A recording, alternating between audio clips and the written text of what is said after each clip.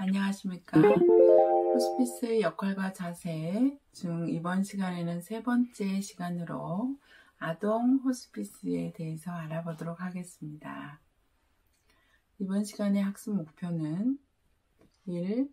아동 호스피스의 정의와 목표, 대상을 설명할 수 있다. 2. 아동 호스피스와 성인 호스피스와의 차이점을 이해한다. 3. 호스피스 환아의 죽음에 대한 반응과 돕는 방법을 이해한다. 4. 부모 및 형제 자매의 돌봄을 설명할 수 있다. 5. 호스피스 환아의 그 형제 자매와 의사소통을 습득한다. 6. 아동 호스피스 팀 접근을 이해한다. 1. 아동 호스피스의 정의와 목표에 대해서 말씀드리겠습니다. 아동 호스피스는 생명을 위협하는 질환을 가진 18세 이하의 아동과 청소년 및 그 가족을 대상으로 아동 청소년의 마지막 삶의 여정을 동반하고 아동 청소년의 죽음 이후 부모와 형제 자매의 사별, 슬픔의 과정을 돕는 것입니다.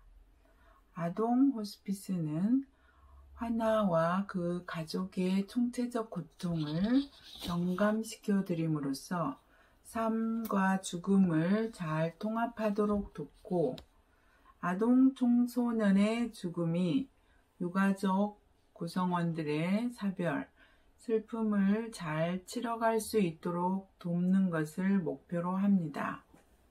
2. 아동 호스피스 대상입니다. 아동 호스피스의 대상은 환아와 그 가족이며 구체적인 내용은 다음과 같습니다.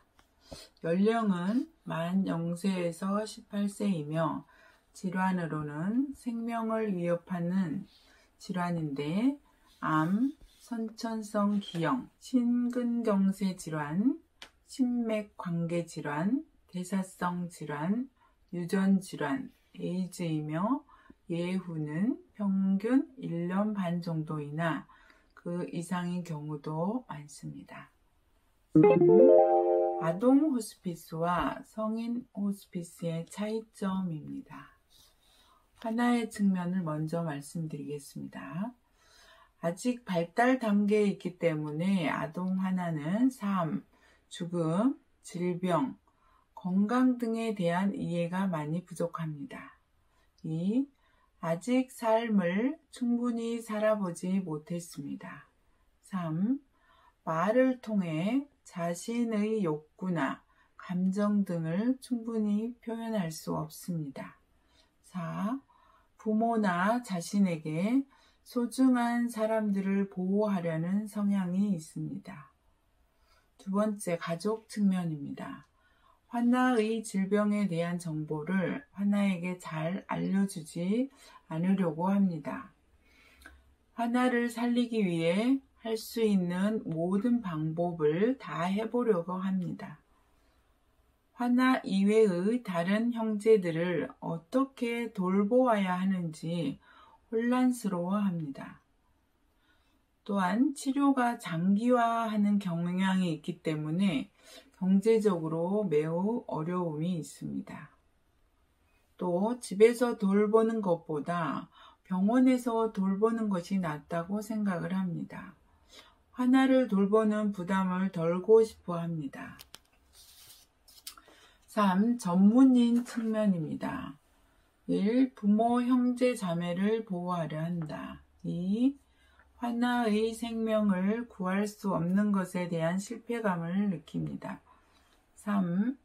환아의 인지 수준을 이해하는 능력이 부족하고 특히 어린 영아의 경우에는 통증 관리 전반에 관한 지식이 부족합니다.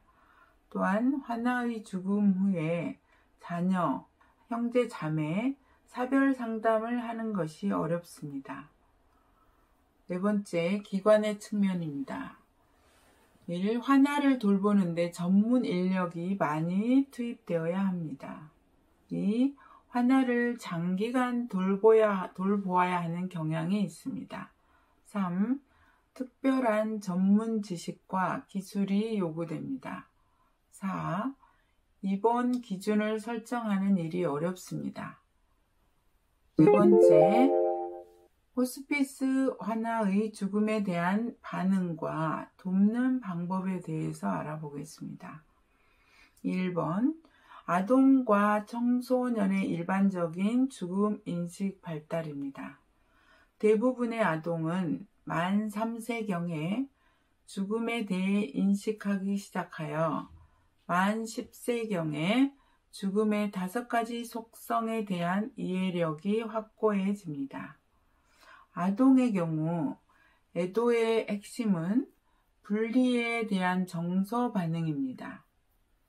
이러한 분리불안은 2세 정도의 아주 어린 연령부터 느낄 수 있기 때문에 죽음의 속성에 대해 이들이 인지적으로 이해할 수 있는 능력이 생기기 훨씬 이전부터 아동은 죽음에 대해 정서적으로 반응하게 됩니다. 그러나 연령보다 더 중요한 것은 아동의 인지 발달 정도, 정서적 성숙도, 독립 정도와 같은 개인적 특성과 가족과 사회문화적, 종교적 배경의 영향입니다. 대부분의 아동은 텔레비전과 같은 대중매체와 꽃이 시드는 것이나 곤충 혹은 애완동물들이 죽는 것을 통해 죽음을 이해하게 됩니다. 2. 말기 질환으로 투병 중인 아동과 청소년의 죽음에 대한 인식과 돕는 방법입니다. 1. 죽음에 대한 인식. 아이들은 말기 질환으로 투병하는 과정 중 몸 상태가 치료를 해도 전혀 좋아지지 않고 나빠지며 여러 증상으로 인해 몸이 힘든 것을 경험하게 되면서 자신의 질병 상태가 위중하고 또 앞으로 죽을 수도 있음을 직감하게 됩니다. 특히 주위 가족들이나 의료진의 태도에서 이상한 느낌을 감지하게 되었을 때 혹은 주위에 같은 질환을 갖고 있는 아이가 죽는 것을 알게 되면서 실제로 죽음이 가까워지고 있음을 예감하게 됩니다. 특히 오랜 기간 힘든 상태에서 투병하는 아이들은 죽음 개념의 발달이 가속화됨으로써 자신은 질환의 위중함을 빨리 감지하고 있을 뿐만 아니라 자신이 죽을 것이라는 것을 부모보다 먼저 더 정확히 인지하는 경우도 있습니다. 이러한 경우 아이들은 불안해서 주위 가족들보다 더 의존적이 되기도 하고 혹은 우울해지면서 말이 없어지고 주위 사람들과 심리적으로 거리를 두는 경우도 있습니다. 이러한 죽음 인식은 만 3세 이상의 아동에서는 모두 가능한 것으로 알려져 있습니다. 그러나 아이들의 경우에도 성인과 마찬가지로 죽음을 직면하는 일은 두려울 수밖에 없는 것이기 때문에 죽음 인식이 오히려 저하되는 현상이 나타나기도 합니다. 이에 영향을 미치는 요인들은 다음과 같이 정리할 수 있습니다. 의료진이 치료 과정에 대해 충분한 설명을 하지 않는다. 부모가 차단 장치로서 장치한다. 또 사회적인 고립으로 민감성이 저하된다. 총체적인 고통 때문에 퇴행하여 부모에게 의존한다. 죽음에 대한 내면의 두려움 때문에 단순 사고를 하게 되며 부인하게 된다는 것입니다. 다음으로 두 번째, 돕는 방법에 대해서 말씀드리겠습니다. 아이의 연령 성숙 정도와 문화적인 특성에 따라서 다르겠지만 만 3세 이상의 아이들의 경우에는 아이 자신을 죽어가는 과정에 적극적으로 참여하게 하는 것이 바람직합니다. 때로는 가족들과 의료진들은 아동을 보호한다는 의도 아래 죽어가는 아이와의 솔직한 의사소통을 회피하게 되는데, 이는 사실상 자신의 불안과 두려움 때문인 경우가 많습니다. 모든 연령의 아이들이 자신의 죽음을 준비하고 알 권리가 있으며 미완의 과제가 있다면 이를 해결할 수 있도록 도움을 받아야 합니다. 아이들이 자신의 마지막 삶을 정리할 수 있는 기회를 박탈하는 결과를 초래하게 됩니다. 그러나 한국 가족 문화는 포함의 문화여서 부모가 자녀를 보호하기 위해 최대한 질병의 위중성이나 죽음과 관련된 어떤 정보도 자녀에게 전달되지 못하도록 중간에서 차단하는 경향이 있습니다. 또한 부모 스스로도 자녀가 죽을 수 있다는 가능성을 전혀 인정하지 못하는 경우가 많기 때문에 한국의 문화적 특성 속에서 아이의 죽음 준비를 돕는 일이 매우 어렵습니다. 부모 입장에서 자녀에게 죽음을 준비시키는 것이 어려운 이유는 또 다음과 같습니다. 자녀가 죽는다는 생각을 하는 것 자체가 부정하거나 불길한 일입니다. 자녀에게 죽을 것이라는 말을 한다는 것은 잔인한 일이며 자녀를 포기하는 일이기 때문입니다. 또 자녀가 자신이 죽을 것을 알게 되면 지레 겁을 먹고 먼저 죽게 된다는 것입니다. 자녀가 자신이 죽는 것을 알게 되면 힘들어하는 것을 지켜볼 수밖에 없기 때문입니다. 호스피스 환아의 돌봄입니다. 호스피스 환아의 돌봄은 다학제간 접근을 통해서 신체적, 심리적 및 영적인 고통을 경감시키는 것을 초점으로 합니다. 먼저 신체적 측면을 살펴보도록 하겠습니다.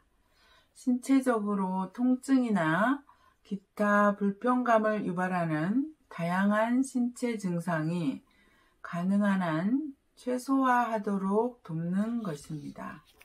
두 번째로 심리적 측면은 호스피스 환아는 사회에서 격리된 채 병원이나 가정에서 오랜 기간 동안 투병하게 되면서 신체적으로 상태가 악화됨을 느끼게 되면 분노, 절망감, 죄책감, 불안과 두려움 등 다양한 부정적인 정서를 느끼게 됩니다. 또한 다가올 죽음과 연관하여 복합적인 심리 반응을 나타내게 되며 이와 같은 정서를 발달 시기에 맞게 적절히 표출할 수 있는 다양한 방법들을 제공하여 감정을 표현하도록 돕는 것이 중요합니다. 특히 아이들은 일시적으로 퇴행 현상을 보이는데 이는 자신이 가장 안정감을 느꼈던 때로 돌아가려는 일종의 방어기제이며 심리적인 안정을 제공하는 데 기여하는 바가 크므로 이러한 퇴행을 인정하고 사랑으로 지지해 줌으로써 서서히 퇴행한 시점으로부터 벗어나도록 돕는 것이 중요합니다. 또한 인형이나 담요 등의 특정한 통제 가능한 물건에 대한 애착을 볼 수 있는데 이는 자신의 상실에 대한 보상 기전이며 안정감을 주는 것으로 도움이 됩니다. 이를 발달 단계와 연관시켜 살펴보면 만 2세 이전의 연령에서는 아직 핵심 자아가 형성되지 않아 자신의 자아 상황에 대한 인식이 낮기 때문에 부모의 감정을 자신의 것으로 내재화하여 경험하는 경향이 높습니다. 따라서 이 연령층에서는 부모가 정서적으로 안정이 되면 아이는 비교적 안정된 상태로 이 시기를 보내게 됩니다. 그러나 만 2세 이후의 아이들은 발달 단계에 따라 다양한 혼란을 경험하게 됩니다. 특히 만 3세에서 6세의 아이들에게는 마술 사고의 영향으로 인해 질병의 고통을 경험하는 것이 자신의 잘못한 일에 대한 결과라는 생각을 갖거나 혹은 자신이 착한 아이가 아니기 때문이라는 잘못된 생각을 갖기도 합니다. 특히 인지 발달과 대체 능력이 어느 정도 수립되는 만 10세 이상의 아동에서는 주위 상황에 대한 이해도도 높고 주변이 고통과 죽음에 대해 보다 복잡한 정서를 지니고 있는 경우가 많으며 이는 청소년기 연령에서는 더욱 심화됩니다. 3. 사회적 측면입니다. 가능한 한 투병 중에는 건강이 허락하는 한 학교 생활이 가능하도록 돕는 것이 필요하며 부득이한 경우에는 가정에서 학업이 계속될 수 있도록 학습 지원을 하는 것이 중요합니다.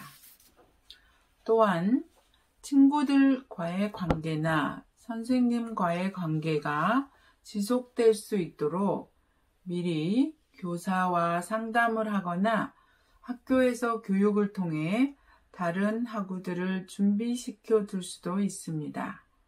머리카락이 없는 것으로 인해 신체상이 저하되는 것을 예방하기 위해 가발을 지원하는 것도 필요합니다. 또한 경제적으로 도움이 필요한 경우에는 정부 기관이나 여러 복지단체로 활용하여 경제적인 부담을 경감시켜 드리는 것이 필요합니다. 4. 영적 측면입니다. 영적 측면은 만 7세 이상의 아이들은 왜 자신이 이런 질병에 걸리게 되어 고통을 받고 또 죽어야 하는지에 대해서 고통을 느끼며 신이 과연 계시는지 혹은 계시다면 왜 자신은 살려주지 않는지, 왜 사랑해주지 않고 버리는지에 대해 의문을 갖게 됩니다. 때로는 신에 대해 분노하고 혹시 신이 계시지 않는 것은 아닐까라는 생각도 갖게 됩니다. 아이들에 따라서는 자신이 지은 죄의 결과로 죽음이 오는 것이라는 생각을 하기도 하고 신이 자신을 사랑해 주지 않는 것에 대해서 수치감을 느끼기도 합니다. 특히 청소년기 아이들은 신이 이러한 질병과 죽음을 자신에게 주신 거에 의미를 발견하려고 하며 나름의 의미가 있는 느껴지는 경우에는 죽음에 대해 의연하게 받아들이려는 모습을 보이기도 합니다. 6. 부모의 돌봄입니다. 아동 호스피스 팀원들은 아이가 생명을 위협하는 질환으로 투병하다가 더 이상 적극적인 치료가 효과가 없어서 앞으로 자녀 수명이 얼마 남지 않았다고 생각되어지는 경우에 아픈 아이의 부모와 아픈 아이의 형제 자매들이 아픈 아이와 함께 충만된 삶을 살 수 있도록 돕고 이와 아울러 죽음 준비를 잘 할 수 있도록 구체적으로 돕게 됩니다. 아픈 아이의 죽음 준비와 아픈 아이의 형제 자매에게 아픈 아이의 죽음이 가까움을 알리는 일은 부모가 해야 할 가장 중요한 역할입니다.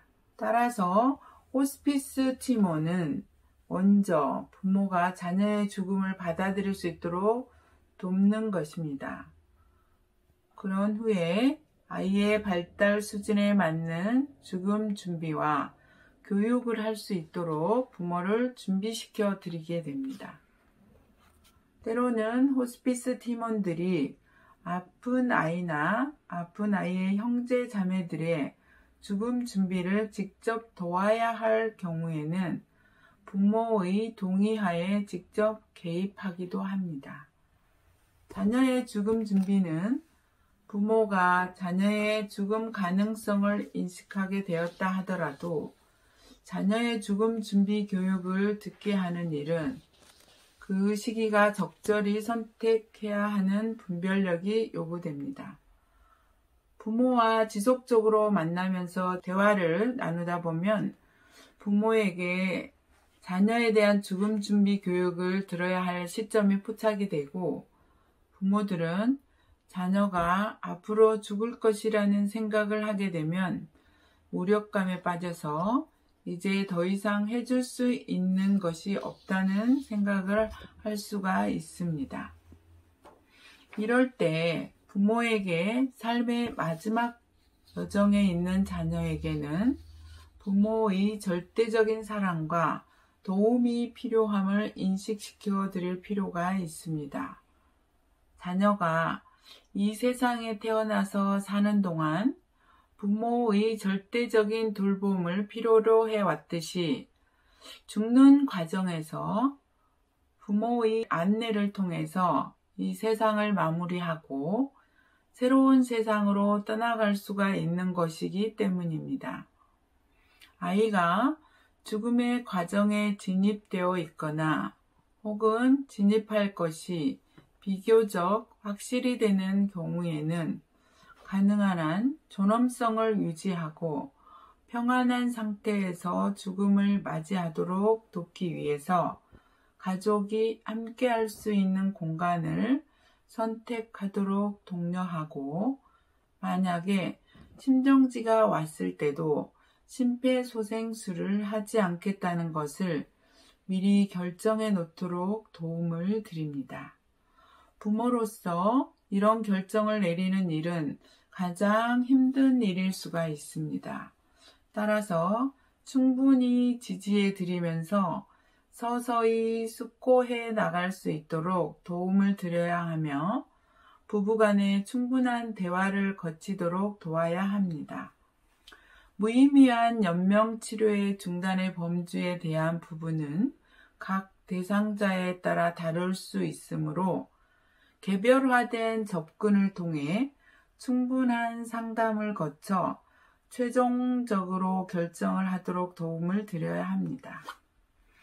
구체적인 죽음 준비 교육에 포함되어야 할 내용은 죽어가는 과정에서 자녀와 대화하는 방법과 사랑을 표현하는 방법, 장례 방법에 대한 화장이나 매장, 장지나 화장 후에 유분을 뿌릴 장소, 입관 시에 입힐 옷과 넣어줄 물건들, 빈소 사용 여부, 영정사진, 장례식 방법, 연락할 사람들 등에 관한 것들입니다. 특히 중요한 것은 자녀가 마지막 남은 기간 동안 부모와 형제 자매 혹은 친구들과 최대한 의미 있는 시간을 보내면서 사랑을 나눌 수 있도록 배려하는 일입니다. 완치가 불가능한 상황에서도 언제나 사랑의 치유는 가능한 것이기 때문입니다. 아이가 만나고 싶어하는 사람이 있다면 만나게 해주고 혹시 만나서 화해해야 할 사람이 있는데 이를 원하는 경우에는 이러한 미완의 과제를 마무리하게 하는 것이 좋습니다. 7. 형제 자매의 돌봄입니다. 한 가정의 생명을 위협하는 질환을 가진 자녀가 발생하는 경우에는 다른 건강한 자녀들이 받아야 하는 사랑의 돌봄을 부모로부터 제대로 받지 못하게 됩니다.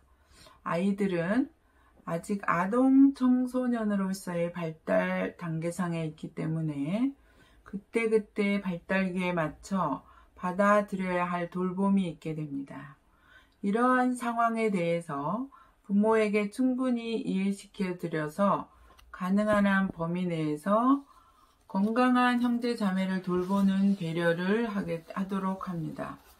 부모가 서로 역할을 재조정해야 하는 뒤에 사회적 지지 자원을 동원하여 되도록이면 건강한 형제 자매에게도 충분한 사랑이 제공될 수 있도록 배려를 해야 합니다. 부모는 아픈 아이의 형제 자매들에게도 아이의 상태를 설명해주고 형제 자매들이 아픈 아이와 자주 만나서 서로 사랑을 나눌 수 있고 하고 싶은 이야기들을 나눌 수 있도록 환경을 조성해주고 형제 자매들도 가족의 한 구성원으로서 중요한 존재임을 확인시켜주는 것이 필요합니다. 그리고 죽음이 가까울 때도 만나서 아픈 아이와 마지막 이별 의식을 할 수 있도록 배려해 주어야 합니다. 8. 호스피스 환아와 그 형제 자매의 의사소통 지침입니다. 아동과 청소년은 아직 발달 과정 중에 있기 때문에 발달 수준에 맞는 대화가 매우 중요합니다. 특히 10세 이하의 연령에서는 아직 언어로 충분히 의사소통하는 것이 어려울 수 있으므로 놀이치료나 예술치료, 미술치료, 음악, 동작치료 등 여러 가지 기법을 활용하여 아동과 청소년의 내면 탐색을 듣고 충분히 이를 표현해낼 수 있도록 이끄는 방식으로 상호작용을 하는 것이 필수적입니다. 1. 말기 환자 상태의 아동, 청소년과의 대화 지침입니다. 아이들은 자신의 짧은 지식과 경험의 한계 내에서 이야기할 준비가 되어 있고 이야기할 능력이 있음을 기억합니다. 그리고 아이가 성장한 가정 내 환화 패턴에 대해 미리 파악할 필요가 있습니다. 아이의 발달 단계와 인지 능력, 정서적 성숙도, 자아 분화도에 맞게 대화를 유도해 나가야 합니다.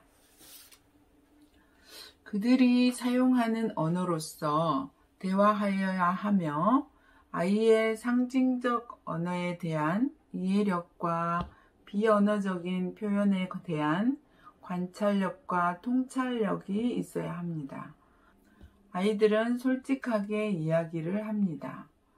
그러나 때로 쉽게 표현할 수 없는 경우나 다른 것에 관심이 쏠리는 경우에는 즉각적이고 분명한 반응을 하지 못할 수도 있습니다. 아이들은 집중 시간이 짧기 때문에 한 번에 모든 것을 다 이야기하려고 해서는 안 됩니다. 아이들의 예후나 죽음과 관련된 이슈를 이야기할 때는 부모를 통해 이야기를 하는 것이 원칙이며 만약 부모가 허락한 경우에는 대상자의 수준에 맞춰 다양한 기법을 적용하여 대화를 풀어나가기도 합니다. 이때 가장 좋은 방법은 아이들로 하여금 예후나 죽음에 대해 자유롭게 표현하도록 허용해주고 그들이 질문을 하도록 이끌어주는 것이 좋습니다. 이러한 과정에서 대상자에게 적절한 답변을 했다고 생각이 되는 경우에는 지속적으로 이를 어떻게 내면화하여 처리해 가는지에 민감하게 관찰하면서 지지해 주는 것이 필수적입니다. 죽음을 알릴 때 사용해서는 안 되는 말이 있습니다. 만 10세 이하의 아이들은 아직 성인과 같은 죽음 개념이 정립되어 있지 않기 때문에 은유적인 표현은 잘못된 상상을 하게 되는 원인이 되며, 아이들은 은유적인 이미지와 현실을 연관 지을 수 있는 능력을 가지고 있지 않기 때문에 사실대로 알려주는 것이 적절합니다. 다음은 잘못 사용할 수 있는 말과 오해의 원인에 대한 설명입니다. 여기는 저의 조교가 잘 설명해 드리도록 하겠습니다. 1. 언니는 영원히 잠자는 거야. 오해, 잠자는 것과 죽음을 동일시하여 자는 것을 두려워하게 될 수 있습니다. 2. 오빠는 이제 좋은 곳에 가 있단다. 오해, 오빠가 다시 돌아올 것이라고 추측하거나 본인도 그곳으로 가서 만나볼 수 있다고 생각한다. 혹은 좋은 곳인데 왜 오빠 혼자 가는지 이해가 되지 않으며 그런 오빠가 밉다. 3. 예수님, 부처님, 이 언니를 너무나 사랑해서 먼저 데리고 가셨어. 오해, 누군가가 나를 너무나 사랑하면 죽는구나, 사랑받지 말아야지라고 생각할 수 있다. 4. 착한 사람은 일찍 천국에 가는 것이란다. 오해, 착하게 굴면 일찍 죽는구나, 나는 착하게 굴지 말아야지 하고 생각할 수 있다. 5. 오빠는 천국에서 예수님과 아주 평안하게 지내고 있을 거야. 오해, 오빠는 나를 싫어하는 것이 틀림없어 아마 내가 잘못한 것 때문에 나를 떠난 것일 거야. 더 좋은 곳에 가서 편안하게 잘 지내 있다고 하잖아, 라고 생각할 수 있다. 9. 아동 호스피스 팀 접근입니다. 아동 호스피스도 성인 호스피스와 마찬가지로 다학제간 팀 접근을 통해 다양한 방식으로 돌봄을 제공하게 되지만, 아동 호스피스의 특성상 하나나 그 형제 자매가 아동 청소년의 발달기에 있기 때문에 발달 단계에 적합한 돌봄을 제공할 수 있는 전문인과 이러한 돌봄의 주체가 부모이기 때문에 부모를 상담하는 전문 인력이 요구됩니다. 따라서 아동 호스피스 특수성으로 인해 요구되는 두 직종에 대해서 말씀드리겠습니다. 먼저 아동의 삶 전문가와 청소년 상담사입니다. 아동의 삶 전문가는 하나와 그 형제 자매를 대상으로 발달 단계별 특성을 고려하여 놀이요법, 음악, 미술요법, 동작요법, 독서요법 및 애완동물요법을 통해 제공되고, 정서적 지지, 즐거움을 제공하고 내면 치유를 돕게 됩니다. 아이들은 아직 미성년으로 성장 과정 중에 있기 때문에 자신의 질병과 죽음에 관련하여 발생한 여러 가지 내면 상태를 언어로 표출하는 것에 한계를 갖고 있습니다. 따라서 아이들의 내면의 현상학적 체험들을 밖으로 끌어낼 수 있는 매개체인 놀이와 예술이 필요합니다. 이러한 접점을 통해 아동의 삶 전문가는 아이들의 내적 체험의 본질을 파악해낼 수 있으므로 각 대상자에 따른 총체적 고통, 현상을 사정할 수 있으며, 이를 근간으로 필요한 상담적 중재를 놀이, 예술을 매체로 생각할 수 있습니다. 이러한 과정은 아이들에게 즐거움을 제공하여 행복감과 아울러 신체적인 위안과 신체 증진을 시켜 평안함을 증진시킬 수 있습니다. 그리고 심리적, 사회적, 영적 차원의 고통 경감을 도모함으로써 치유를 통해 아이들의 삶의 질을 높이고 죽음을 준비시킴으로써 죽음을 삶의 한 부분으로 수용하는 것을 도울 수 있게 됩니다. 두 번째는 가족 상담사입니다. 가족은 전체로서 기능하는 하나의 상호작용 체계이기 때문에 자녀의 질병은 가족 전체 역동의 본질적인 변화를 초래하는 상황의 위기입니다. 이런 위기 상황이 발생하게 되면 가족 구조 전체가 와해되는 어려움을 경험하게 되며 가족 구성원은 이러한 위기 속에서 자신들이 처한 상황을 인식하여 직면하고 와해된 현실을 다시 재구성해야 하는 과제를 얻게 됩니다. 이러한 상황에서 특히 부모의 역할은 매우 중요하다고 할 수 있습니다. 이러한 과정은 긴 여정이며 이 여정 동안 다양한 정서적인 체험을 하게 되고 혼란과 좌절 및 무력감을 경험할 수 있게 됩니다. 이 과정 동안 누군가가 안내자가 되어서 외로운 여정을 동반하는 것이 필요합니다. 이러한 역할을 하는 사람은 바로 가족 상담사입니다. 가족 상담사는 상황 위기에 처한 가족 구성원 중 특히 부모의 초점을 맞춰 필요한 정보를 제공하고 상담을 해드림으로써 부모에게 힘을 실어드리며 현실을 새롭게 재구성하도록 돕는 일을 하게 됩니다. 이러한 현실 재구성에는 특히 가족 구성원의 역할을 재구조화하는 것도 포함됩니다. 아픈 자녀의 상태가 말기 상황으로 이행될 때 부모는 슬픔, 무력감, 분노, 죄책감, 수치심, 불안과 두려움 등의 다양한 부정적인 감정에 휩싸이게 됩니다.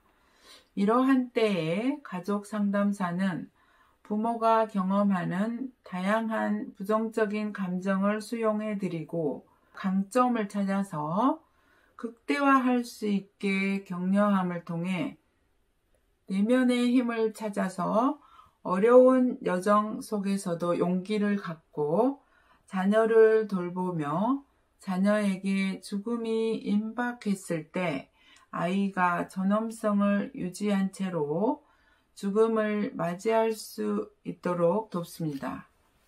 또한 이런 과정에서 가장 서로에게 힘이 되어줄 수 있는 부부간의 친밀도를 높이고 호혜적인 관계를 통해 부담감을 공유함으로써 상황에 잘 적응하게 하도록 합니다. 또한 부모에게 중요한 사회적 지지 자원을 파악하여 대상자를 통해 정서적인 지원을 받도록 독려합니다. 이러한 정서적 지원과 사회적 지지 자원의 극대화는 결국 부모의 대응 능력을 고취시키게 되어 의사 결정을 지혜롭게 잘 할 수 있게 되며 아울러 아픈 아이와 그 형제 자매를 돌보는 일을 잘 해낼 수 있게 되는 것입니다. 감사합니다.